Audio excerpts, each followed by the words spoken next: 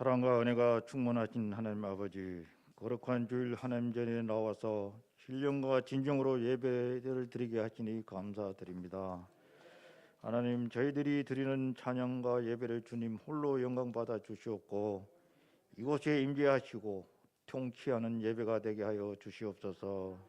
사랑의 아버지 하나님, 이 시간 주님의 말씀을 통하여 빛과 생명의 길로 인도하여 주시고 죄악의 찌꺼기를 완전히 불살라버리고 깨끗하게 하여 맑은 생수가 폭포수같이 솟아나게 하여 오직 주님만이 저희들의 전부임을 깨닫는 예배가 되게 하여 주시옵소서. 사랑의 아버지 하나님, 저희들이 올 한 해에는 무엇보다도 순전한 마음으로 하나님을 찬양하고 하나님 중심으로 살아가게 하시며 그의 나라와 그의 의를 구하여 하나님을 위해 위로를 받는 저희들이 다 되도록 은혜 내려 주시옵소서. 그래야 언제나 주님 앞에 안에서 형통하게 하시고 주님의 뜻 가운데 살아가게 하여 주시며 우리 자신들의 신앙의 틀 안에서 갇혀 사는 주님의 자녀들이 되지 않도록 저희들을 늘 깨워 주시옵소서. 하나님 아버지, 항상 부족한 저희들에게 하나님 말씀으로 무정하게 하여 주시옵고 우리들의 삶에 새 영과 새 마음을 주셔서 영육간에 강건케 하시고 영과 육이 다 회복되고 치유되는 주님의 자녀된 삶을 살아가게 도와주시옵소서. 특별히 이 시간에 육신의 질병으로 또는 영적으로 공고한 성도들을 하나님 말씀 안에서 치유되는 기적이 임하게 하여 주시옵소서. 하나님 아버지, 이 나라와 민족의 궁일이 여겨 주시옵고 주님의 정의가 샘물처럼 넘치게 하시며 공평과 진리로 움직이게 도와주시옵고 또 대통령을 비롯한 모든 위정자들이 하나님을 경외하는 일꾼들이 되게 하셔서 온 국민이 하나가 되어 이 나라를 부흥케 하여 주시옵소서. 온 우주 만물을 다스리는 하나님 아버지, 코로나 바이러스로 인하여 현실에 수많은 사람들이 힘든 삶을 살아가고 있습니다. 하루속히 코로나 바이러스가 종식되기로 하나님께서 은총을 내려 주시옵소서. 사랑의 아버지, 하나님 아버지, 저희 새로운 교회를 사랑하시는 주님의 계획으로 세우신 저희 새로운 교회가 2021년도를 계획하고 준비한 모든 일들이 하나님 뜻 가운데서 다 이루어질 수 있도록 하나님께서 함께하여 주시옵고 특별히 하나님께서 아름다운 성전을 허락하여 주시고 새로운 교회의 새로운 정관을 확립하게 하시며 교회를 새롭게 운영하기 위하여 운영위원들을 세워주시며 하나님께 감사를 드립니다. 하나님 아버지, 새롭게 간택된 모든 운영위원들이 진정으로 하나님 앞에 무릎을 꿇음으로 진실한 믿음으로 교회를 은혜롭게 운영토록 하시며 사탄 막에 틈타지 못하도록 오직 하나님께서 간섭하여 주시기를 간절히 기도드립니다. 또한 교회를 위해 헌신한 모든 성도들에게 같은 의를 채워주시고 우리의 다음 세대를 위해서 최선을 다하는 성도들이 주님의 강한 팔로 이끌어 주시옵소서. 이 시간 하나님 말씀을 대언하시는 담임 목사님에게 성령의 담비를 부어주시고 계획하고 진행하는 사역 위에 항상 감사와 은혜가 넘치는 목회가 될 수 있도록 영육간에 강건케 붙잡아 주시옵소서. 하나님 말씀을 증거하는데 또 피곤치 않게 하여 주시옵소서. 이 시간 예배를 돕는 모든 손길들을 기억하시고 그들에게 한데 신령한 복과 은혜로 채워 주시옵소서. 이 모든 말씀을 감사드리며 예수님의 이름으로 기도드립니다. 아멘.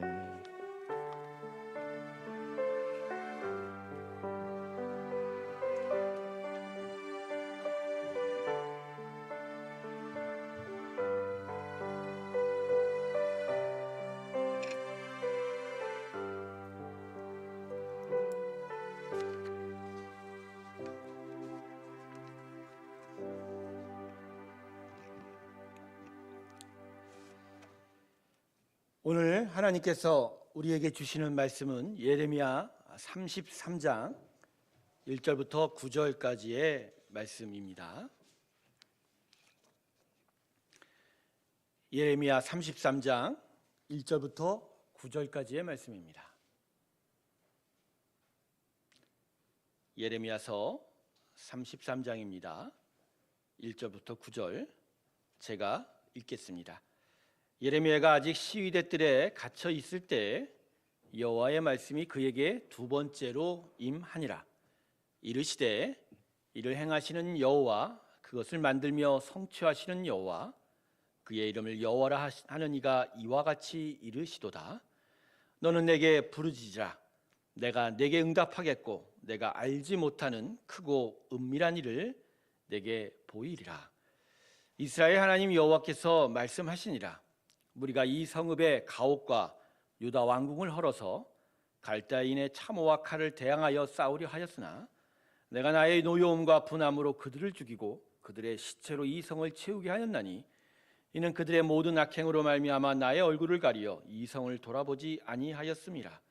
그러나 보라, 내가 이 성읍을 치료하며 고쳐 낫게 하고 평안과 진실이 풍성함을 그들에게 나타낼 것이며 내가 유다의 포로와 이스라엘의 포로를 돌아오게 하며 그들을 처음과 같이 세울 것이며 내가 그들을 내게 범한 그 모든 죄악에서 정하게 하며 그들이 내게 범하며 행한 모든 죄악을 사할 것이라.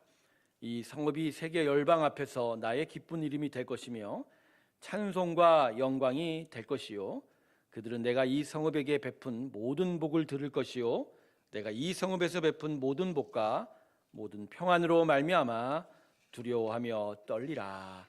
아멘. 하나님께서 이 당신의 자녀들에게 주신 가장 큰 선물이 두 가지가 있습니다. 하나는 성경 말씀이고 다른 하나는 기도가 됩니다. 특별히 이 기도는 이 하나님과 영적 대화를 가진다라는 점에서 하나님의 백성에게는 영적 유익이 아주 큰 것이 됩니다. 그래서 기도는요, 이 하나님 자녀들에게 신앙생활이 아주 중요한 핵심이 되는 거죠. 기도가 없다면 사실 신앙생활이 성립하지가 않는다는 것이고 또 기도를 통해서만이 또 하나님의 모든 것들을 또 소유하고 누릴 수 있는 그런 자리를 갖게 되는 것이죠. 그래서 이 하나님의 백성, 하나님의 자녀들에게 있어서 기도를 알고 배우는 것은 참 중요하다 이렇게 말씀할 수 있습니다. 기도를 배우고 기도를 하게 되면 그래서 비로소 우리의 신앙생활을 제대로 할 수 있게 된다는 것이죠. 자, 오늘은 이 본문을 통해서 기도의 영적 가치에 대해서 좀 배우고자 합니다. 계속하여 기도에 대해서 우리가 계속 배워가는 일들이 우리 가운데 있어야 될 때 오늘 기도의 영적 가치를 좀 더 살펴보므로 기도하는 자리로 더 사모하는 마음으로 나아가는 우리 모두가 되길, 새로운 교회 되길 주님의 이름으로 축원합니다. 자, 오늘 본문은 이 남유다 왕국의 마지막 때를 배경으로 하고 있어요. 선지자 예레미야가 시위대, 즉 왕의 경비대의 뜰 안에 갇혀 있을 때를 그 배경으로 하고 있습니다. 당시 유다의 마지막 왕은 시드기야 때였는데 이 시드기야 이때에 지금 바벨론 왕국, 친바벨로니아 제국, 정확하게 말하면 느부갓네살 왕이 지금 쳐들어와서 예루살렘을 지금 함락하려고 공성 중에 있었습니다. 그런데 왕의 선지자, 이스라엘 백성의 선지자였던 예레미야가 시드기야 왕에게 뭐라고 가서 이 얘기를 하냐면 침략해오는 바벨론에게 항복해라, 항복해라. 그게 하나님의 뜻이다, 하나님의 섭니다. 이미 예레미야는 이스라엘 백성의 타락함에 대한 하나님의 분노의 마음, 또 징계하시고자 하는 하나님의 마음을 이미 깨달았고 또 그 말씀을 들었기 때문에 빨리 항복하고 새롭게 하나님 앞에 서가는 것이 하나님의 뜻인 것을 알고 있었던 거죠. 그런데 이 예레미야 선지자 말에 항복하라니, 저기 항복하라니 그 말에 화가 난 시드기야 왕이 예레미야 선지자를 이 시위대 뜰 안에 가두게 되죠. 근데 이 시위대 뜰 안에 갇힌 이 예레미야에게 하나님께서 나타나셔서 오늘 본문 3절의 말씀을 주게 됩니다. 자, 우리 3절 말씀을 우리 같이 한번 읽을까요? 우리가 잘 아는 말씀이죠. 우리 다 같이 읽겠습니다. 시작. 너는 내게 부르짖으라. 내가 내게 응답하겠고 내가 알지 못하는 크고 은밀한 일을 내게 보이리라. 아멘. 지금 하나님이 예레미야에게 뭐라 그러죠? 나한테 기도해, 간절히 간구해라. 그러면 두 가지를 알려주겠다. 두 가지 뭐죠? 내가 반드시 그 기도에 응답하겠고, 두 번째는 응답한 대로 하늘에 속한 그 크고 비밀한 일을 내가 세상에 드러내겠다. 할렐루야. 자, 이 이후에 이 하나님의 이 말씀이 어떻게 됐죠? 주신 말씀 그대로 이루어지게 됩니다. 하나님의 이 말씀을 들은 예레미야가 그 시위대 뜰 안에서 하나님께 간절하게 간구하게 되지요. 하나님 어쩌시렵니까? 지금 이 이스라엘 백성과 이 나라를 어떻게 하시겠습니까? 다시 한번 확인시켜 주십시오 했더니 4절부터 9절까지의 말씀이 선지자에게 응답으로 주어집니다. 4절과 5절 말씀이 첫 번째인데 하나님이 이스라엘을 심판하시겠다 그러죠. 잘 읽어보면 마음이 섬뜩하지요. 그죠? 너희가 예루살렘을 지키고자 했지만 난 나의 분노로 너희의 시체로 이 성을 가득 채우리라. 섬찟하죠. 이스라엘은 망해야 된다라는 거죠. 근데 여기에 끝나지 않아요. 6절부터 9절까지의 말씀을 보면 그럼에도 불구하고 나는 이스라엘을 사랑하기 때문에 다시 너희를 포로에서 세워 다시 데려와 이 땅에 다시 너희를 나의 백성으로 세우겠다. 할렐루야. 그죠? 지금은 포로로 끌려가야 되지만 정확히 70년 후에는 너희가 나의 나라 이 땅에 다시 돌아와 나의 나라를 세우겠다. 그죠? 그러니까 두 가지의 응답을 주신 거죠. 첫 번째는 심판이고 두 번째는 그 이후에 올 회복에 대해서. 여러분, 이 하나님의 응답이 그대로 이루어졌습니까? 안 이루어졌습니까? 그대로 이루어졌어요. 그래서 아까 3절에 말씀하셨던 것처럼 하나님의 크고 비밀한 일이 그대로 역사 속에 실현이 되는 것이죠. 예레미야 이때 결국 느부갓네살 왕 신바벨로니아 제국이 예루살렘 성을 함락을 하게 됩니다. 한 2년여의 공성 가운데 결국 함락을 하게 되고, 함락으로 끝나지 않았어요. 그들의 자존심인 가장 중심인 성전을 짓밟아 버렸어요. 성전이 하나도 그 주춧돌까지 다 돌로 깨어버리고, 성전 안에 있었던 그 진귀한 금은 다 기구들 다 바벨론으로 옮겨가게 됩니다. 이때 예루살렘 성벽이 거의 한 4분의 3 정도 허물어지게 되고, 그뿐만 아닙니다. 이스라엘 백성들이 바벨론으로 포로로 수십만 명이 끌려가게 됩니다. 시드기야 왕도 다 끌려가게 되지요. 다만 예레미야는 남은 백성들과 함께 애굽 땅으로 도망가게 되는 그런 일이 또 같이 발생하게 됩니다. 이스라엘의 멸망은 하나님께 주시는 심판이자 징계였다. 하나님 말씀 그대로 나타나게 된 것이죠. 하지만 여기서 끝나지 않죠. 결국 70년 포로 70년 이후, 끌려간 70년 이후 하나님은 오늘 예레미야에게 주신 말씀 그대로 또 이루어 주셔서 이제 나라가 바뀌죠. 페르시아 제국으로 세계 정복 국가의 주권이 바뀔 때 고레스 왕을 통해서 포로로 끌려갔던 이스라엘 백성이 다시 가나안 땅으로 귀환할 수 있도록 하나님이 허락하시고, 사실은 지배하고 있는 그 전제 군주에게 있어서 포로로 끌려온 자들은 참 귀한 노동력이거든요. 근데 그걸 풀어준다는 것은 그렇게 쉽지 않은 일인데 그건 하나님이 하신 일. 그러니까 하나님이 예레미야의 기도에 응답하시고 그 응답하신 일들을 그대로 이루어 주셨다. 할렐루야. 결국 예레미야의 기도에 응답하시고 크고 비밀한 일을 알려주시겠다고 하는 하나님 말씀이 그대로 이루어졌음이 오늘 본문 말씀을 통해서 우리가 다시 확인할 수 있는 겁니다.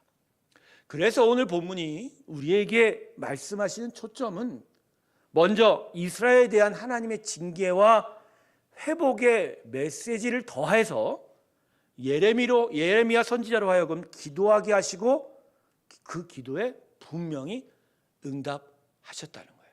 즉 오늘 말씀을 보면 이스라엘 백성들의 그 이스라엘 나라의 역사 속에 그들의 타락에 반드시 심판하시고 징계하시는 그 하나님, 하지만 사랑하셔서 다시 회복시키시는 하나님의 구원의 역사를 깨달을 뿐만 아니라 또 한편으로는 예레미야를 기독케 하시고 또 그 기도에 응답하시며 그 응답을 그대로 이루어 주시는 하나님과 그 백성의 기도, 그 기도를 사용하시는 하나님의 역사를 우리가 주목하게 만든다라는 거죠. 그래서 여러분, 오늘 이 본문을 통해서 우리는 하나님이 우리의 기도를 정말 사용하시는 것에 대해서 귀한 섭리와 그분의 마음, 그분의 역사를 우리가 더 구체적으로 배워야 할 것입니다.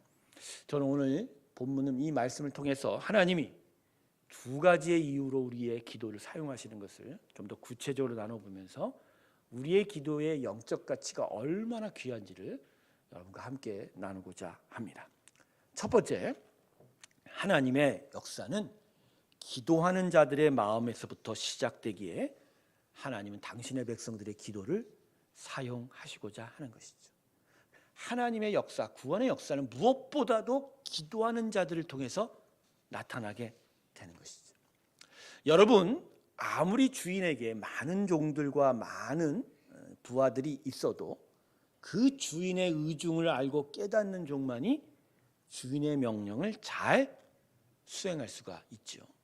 이것을 분명히 드러내는 게 성경에 중요한 비유 하나가 있어요. 여러분 달란트 비유 아시죠? 1달란트, 2달란트, 5달란트 받은 종들이 주인이 멀리 탁으로 갔을 때 맡겨진 돈을 가지고 투자를 하여 나중에 남겨진 것으로 주인의 평가를 받지 않습니까? 그런데 2달란트, 5달란트 받은 종은 주인의 좋은 칭찬을 받아요. 하지만 1달란트 받은 종은 칭찬을 받지 못해요.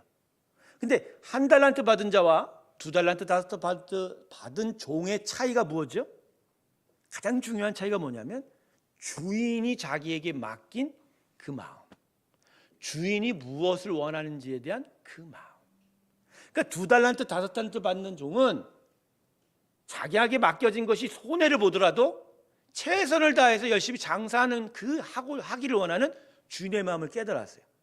그래서 손해를 볼지언정 열심히 장사를 한 거예요. 근데 1달란트 받은 종은 주인의 마음은 몰라요. 그냥 무조건 이윤만 남기기를 만드는 주인인 줄 알고 나중에 손해보면 안 되겠다 싶어서 받은 달란트를 땅에다 묻었다고 하지 않습니까? 바로 이거예요, 여러분. 참된 종, 그리고 진짜 제대로 된 주인이라면 자신의 마음과 뜻을 또 종과 함께 나눌 뿐만 아니라 그 종도 그 마음을 깨달아 주인의 뜻대로 섬겨줘야 될 때 비로소 참된 주인과 종의 관계가 있는 거죠. 기도라는 것은 바로 이러한 영적 가치가 있는 거예요. 그죠? 하나님 나 어려우니까 이거 해주세요. 나 불편하니까 이거 공급해 주세요. 이게 아니죠. 기도는 기본적으로 하나님과 대화지요. 하나님의 마음과 뜻을 깨닫고 또 하나님께 내 마음과 뜻을 하나님께 다 아뢰는, 그래서 하나님의 위로와 그 용기를 받는 자리가 되기도 합니다.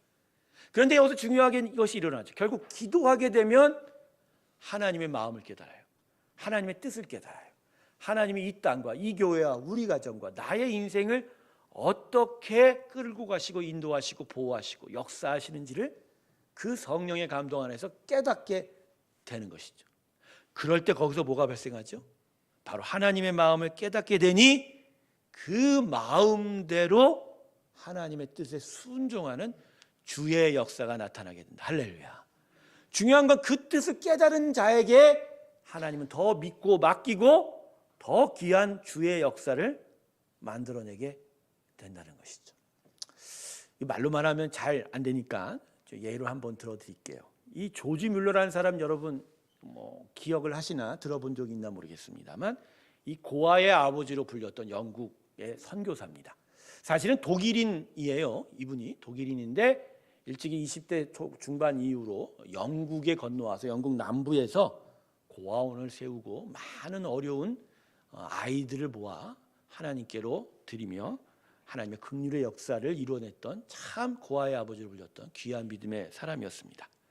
하지만 이 사람이 처음부터 그랬던 사가가 아니었어요. 어릴 적 아버지의 주머니를 상습적으로 뒤질 정도로 도둑질과 탐욕에 찌들었던 그런 진짜 거리의 문제였던 사람이 조지 뮬러였다고 합니다. 그런데 그가 20살이 되던 해에 어느 한 교회에 들어가 자신의 어렵고 힘든 마음을 토로하던 가운데 이 무릎을 꿇고 기도하는 한 성도의 모습에 감동을 얻게 되는 거예요. 그러니까 기도하는 성도의 모습을 통해서 어떤 마음의 귀한 감동을 얻게 되고, 그리고 그도 같이 기도하던 중에 내 입을 열라 내가 채우리라라고 하는 이 시편 81편 10절의 말씀으로 하나님의 비전, 하나님의 마음을 깨닫게 되는 거예요. 그래서 이 말씀을 붙잡고 당시에 이제 고아원 선교 사역을 했던 많은 자신의 멘토들을 담아 이제 영국에 나가서 이 사역을 하겠다라고 이제 영국으로 건너오게 되고 그의 기도를 통해서 수많은 고아들을 돌보는 기적을 만들어내게 됩니다. 조지 뮬러가 평생을 이 고아원 사역 때문에 하나님께 기도하여 응답받은 횟수를 5만여 번이 넘는다고 이야기를 하죠. 아마 꼼꼼하게 기록하고 하나님의 마음을 깨닫고 하나님의 역사를 기도하면서 그것들에 대한 하나님의 응답을 다 기록했나 봐요. 근데 여러분 그거 아시나요? 이 사람이 처음 고아원 사역을 할 때 그에게 준비된 것이라곤 접시 3개, 쟁반 28개, 물병 하나, 컵 1개, 칼 4개, 포크 4개뿐이었답니다. 그런데 평생을 5만여 번 기도하면서 63년 동안 하나님으로부터 받았던 건 당시 가치로 750만 달러였다.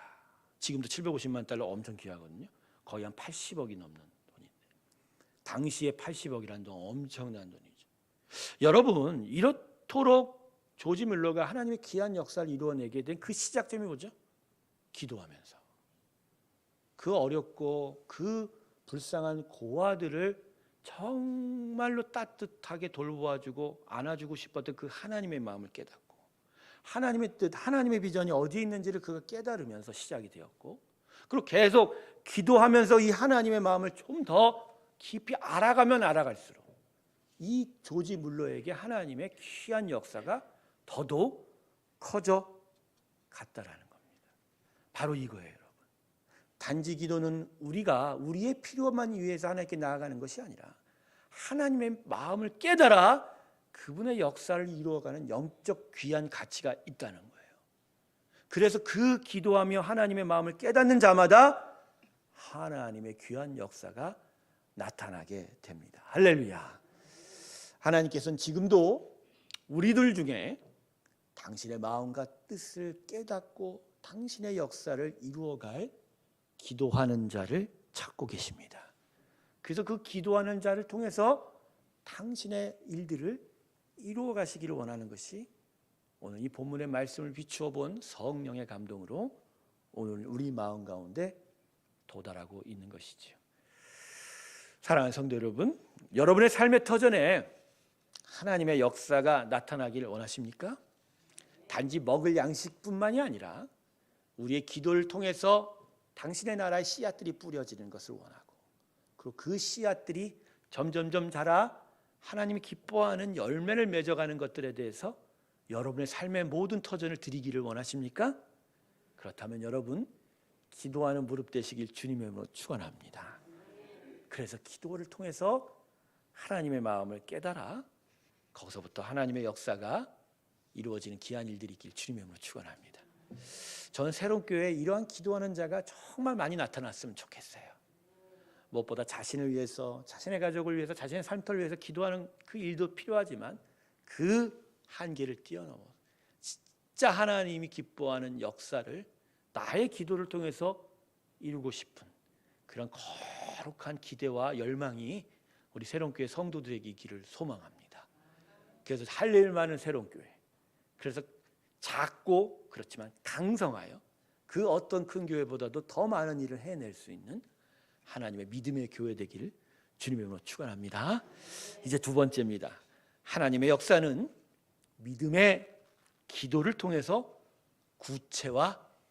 구체화된다라는 것이죠. 하나님께서는 이스라엘 백성의 타락에 대하여 그들을 징계하시고 그러난 후에 회복하실 원대한 구원의 크고 비밀한 역사를 갖고 계셨어요. 하지만 이 계획들이 예레미야 선지자의 간구에 대한 응답으로 이스라엘 백성들에게 알려지고 점차 구체화되게 되지요. 그래서 오늘 본문은 우리에게 하나님의 구원의 역사는 그저 하늘에서 그냥 하나님이 구원받아라 회복이 있을지어다 이런 식으로 나타나지 않는다는 거예요. 반드시 당신의 종들, 당신의 믿음의 사람들의 그 간구에 응답하시고 그래서 나는 이렇게 구원할 것이야, 이렇게 역사할 것이야, 이런 식으로 나의 일들을 이루어 갈 것이야 라고 말씀하시게 되는 거고 그리고 그러한 기도의 응답들이 알려지고 또 그것들을 향하여 또 믿음의 사람들이 기도하게 되면서 세상에 하나님의 구원의 역사가 보다 더 구체적으로 이루어지게 된다는 것이죠. 여러분 그래서 하나님의 구원의 역사는 믿음의 사람들의 기도를 통해 이 땅에 구체적으로 실현이 되는 거예요. 모든 역사의 능력과 주권은 하나님의 손에 있지만 그 손으로 하는 것이 아니라 기도하는 자의 무릎과 그 기도의 손을 통해서 이 땅에 구체적으로 나타나게 됩니다. 할렐루야. 지난 100일 이상 동안 이 새로운 교회가 이 도래오래 귀한 예배의 처소를 만들고 믿음의 공동체를 세워가며 하나님의 주권적 역사가 있어요. 우리는 다 그걸 보았죠. 각각의 개개인으로서는 할 수 없는 일들을 하나님 놀랍게 하셨죠. 하지만 그럼에도 불구하고 우리 안에 기도하는 자를 하나님 사용하셨다라는 거예요. 저는 그걸 믿어요. 우리가 이렇게 열심히 수고하고 이 예배처소를 만들어낸 그 바탕에는 기도하는 자가 있었다는 거예요. 마음속에 간절히 기도하는 그 간절한 기도가 있었다는 거예요. 그래서 그 기도를 통해서 하나님이 당신이 이전부터 품었던 그 뜻들을 온전하게 만들어 가신 역사가 있었다는 거예요. 교회는 그런 곳이에요. 기도 없이는 아버지의 역사가 나타나지 않아요. 기도 없이는 하나님의 역사가 구체적으로 이 땅에 드러낼 수가 없는 거죠. 하나님은 정신의 역사를 기도하는 자의 손을 통해서 구체화시킨다는 거죠. 여러분, 한나의 기도를 보십시오. 한나가 처음에는 자녀가 없는 것 때문에 하나님께 나와 기도했지만, 그렇지만 그 기도를 사용하셔서 하나님 구체적인 아버지의 역사를 이루셨어요. 타락한 이스라엘 백성의 말씀의 선지자 사무엘을 보내고 그를 통해서 이스라엘 나라를 다시 부흥시키지 않았습니까? 결국 그 기도를 통하여 하나님은 당신의 구원의 역사를 구체적으로 만들어 가셨다는 거죠. 느헤미야의 기도를 한번 보십시오. 예루살렘에 남겨진, 한 번도 가보지 못했던 그 땅이지만 조상에 남겨진 그 자손들, 자신의 동족들이 고통당하고 있다는 걸 놓고 석 달 동안을 금식하고 기도했어요. 근데 그 금식과 기도를 통해서 결국 느헤미야가 예루살렘 총독으로 와서 성벽을 재건하는 하나님의 구체적인 역사가 이루어지지 않았습니까? 아무리 하나님의 긍휼과 그 아픈 마음이 있어도 하나님께 기도하는 자가 없었고 하나님의 그 비전을 받아 나아가는 자가 없었다면 예루살렘, 그 이스라엘 땅에는 아버지의 부흥의 역사가 결코 이루어질 수가 없었다는 거. 할렐루야. 기억하세요. 하나님의 역사, 아버지의 역사가 갑자기 하늘에서 총애처럼 하늘을 가르고 이 땅에 그냥 내려오는 게 아니라는 거예요. 그분의 역사는 반드시 믿음으로 기도하는 자의 기도를 통해서 이 땅에 구체화됩니다. 할렐루야. 그러니까 여러분, 한 번 기도했다고 난 하나님께 다 알았어 끝나는 게 아니에요. 계속적으로 기도하며 그분의 일들이 하나하나 이루어지는 도구가 되어 가셔야 합니다. 저는요, 새벽마다 기도하면서 그걸 느껴요. 오늘도 또 하나님의 영적 부흥의 한 벽돌을 놓았구나. 그때가 이루어질까지 우리는 계속하여 그 벽돌, 그 단을 한 단 한 단 한켜 세워가는 거예요. 오늘 우리의 기도를 통해서 그 모든 것이 다 이루어지는 건 아니지만, 하지만 하나님은 기억하시고, 그래 나의 사랑하는 자녀들아, 너의 이 기도를 통해서 내가 오늘도 이렇게 만들 것이고 또 저렇게 만들 것이고, 우리가 보지 않은 그곳에서 그들의 마음도 준비하게 되고 그들의 여러 것들을 섭리하면서 마침내 어느 순간 그것이 이루어지는 섭리를 만드시는 그 하나님의 역사, 그건 우리의 기도를 통하여 이루어지게 되는 줄로 믿습니다. 그러니까 여러분, 기도 안 하면 하나님이 역사하시는 것도 갑자기 역사의 공장이 멈춘다고 생각하시면 돼요. 그게 정확한 거예요. 우리가 기도 안 하면 하나님도 역사하기를 어떻게 하신다고요? 그럼 그분이 하나님인가? 우리 하나님은 우리와 함께 인격적인 교제를 하시면서 함께 동역하시기를 원합니다.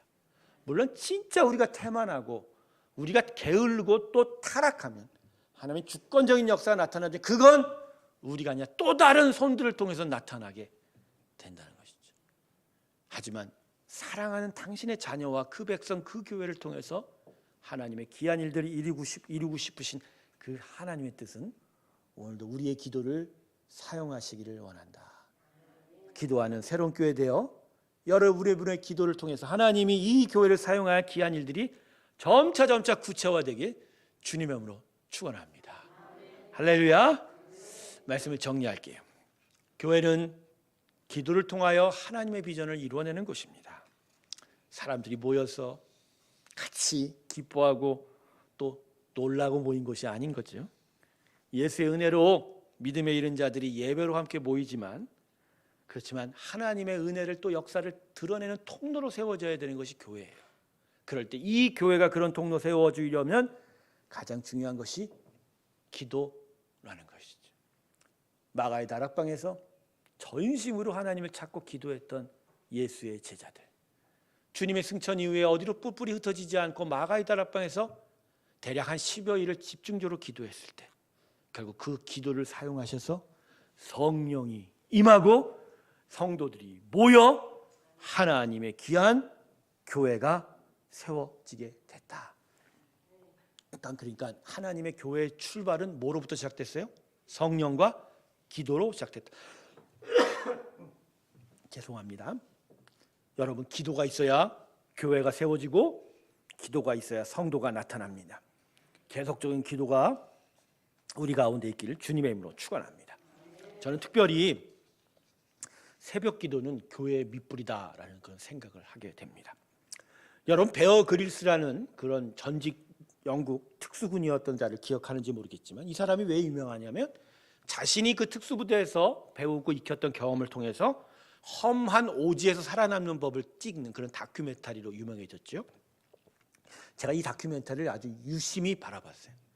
나도 그런 험한 오지에 떨어지면 이렇게 살아나야지 하는 욕심이었는데, 영화 이 다큐를 보다 보니까 영적인 어떤 유익을 얻게 된 게 뭐였냐면, 불을 피우는 게 생존의 가장 필수적인 부분이었다라는 거예요. 어디에 떨어져도 이 사람이 먼저 하는 건 뭐냐면 무조건 불을 피우려고 그래요. 불. 맹수를 쫓을 뿐만 아니라 마음의 안정감도 주고 그 온기로 몸을 보호할 수 있는 생존에 가장 필요한 부분이 불이었다는 거죠. 근데 여러분, 이 불 피우는 게 쉽지 않잖아요. 그죠? 아무 것은 쉽지 않아요. 손으로 뭐 부싯돌을 비비고 나무를 계속 비비는 장면을 계속 반복해서 보게 되는데, 아, 이 불 피우는 거 쉽지 않구나. 근데 제가 그때 깨달았어요. 아, 그렇구나. 이 불을 살리는 거가 교회의 핵심이다. 할렐루야. 어차피 하나님이 주신 불은, 기도의 불은 이미 성령 우리에게 주셨습니다. 할렐루야. 하지만 그 성령으로 우리 안에 피우신 그 생명의 불꽃을 계속 애지중지하고 지켜내고 계속 우리가 그 불길이 계속 살아나게 하려면 우리 가운데 계속 그 불에 밑불을 더해주는 일이 필요한 거죠. 그게 성도의 새벽 기도회라는 거예요. 한국 교회는 다른 어떤 나라의 어떤 지역의 교회보다 다른 거 하나가 있어요. 새벽 영성이라는 거예요. 새벽 기도가 중요합니다. 한국 교회는 새벽 기도로 살아난 교회예요. 어쩔 수가 없어요. 그 태생이 새벽 기도회로 났기 때문에 새벽 기도 없으면 안 살아나요. 저도 신학교 때요, 앞으로 내가 세우는 교회는 새벽 기도 없을 거야. 참 철이 없었던 한 어지러운 젊은 신학생이었죠. 지금은요, 무조건 일어나야 돼요. 왜? 살려고. 왜? 교회가 살아야 하니까. 새벽 기도 없는 날은 진짜 뭔 일 일어나는 거 아닌가라는. 진짜 여러분, 새벽을 통해서 생명과 부흥의 불길을 살렸던 교회가 한국교회라는 것을 기록할 때 우리에게는 진짜 새벽의 영성이 다시 살아나야 될 줄로 믿습니다. 여러분, 저희 교회가 다시 예배를 드리기 시작한 게 11월 11일이에요. 수요일 날 아침 새벽에 다시 새벽 예배 드리면서 우리 교회 예배는 시작이 되었어요. 여러분 기억하세요. 새벽 기도회로 시작했던 우리 교회, 새로운 교회는 새벽의 기도 예배로 온전히 부흥과 생명의 불길을 이루게 될 줄로 믿습니다. 일주일에 한 번은 새벽 기도하시기 주님으로 축원합니다. 속으로 깨닫죠. 아, 최 목사가 오늘 설교를 이거 왜 했을까? 결론이 여기 있네. 그거죠. 듣고 많은 설교가 아니죠. 그냥 마음에 있어서 그만두는 설교가 아니죠. 하나님은 우리에게 기도하기를 요청하십니다. 새벽에 나오시든지 적어도 새벽에 한 번은 나오시고, 힘들면 수요 예배나 금요 예배나 한 번 오셔서 귀하게 하나님의 마음을 깨닫고 기도하며 자신의 인생을 향한 하나님의 꿈과 비전을 받으시고 이 교회 공동체를 향한 비전도 그 마음도 새롭게 깨달으면서 진짜 제대로 기도하며 하나님의 귀한 생명의 불길을 이루어가는 아버지가 기뻐하는 성도 새롬교회 되기를 주님의 이름으로 축원합니다. 기도하겠습니다. 하나님, 우리에게 생명의 불길을 주셔서 감사합니다. 주님이 주셨던 이 구원의 역사가 우리의 심령, 이 교회에 살아있는데 하나님, 이걸 정말 소중히 여기고 계속하여 살아날 수 있도록 우리가 기도하는 무릎이 되게 하여 주시고, 새벽 예배, 금요 예배, 금요 예배 무시로 찾아와서 기도하는 하나님의 귀한 백성 되게 하여 주시옵시고, 하나님의 마음을 깨달을 때마다 그 기도들을 사용하셔서 하나님의 귀한 구원의 역사를 구체화시키고 온전히 이루어 주시옵소서. 감사드리며 예수님의 이름으로 기도드립니다. 아멘. 우리 다 같이 364장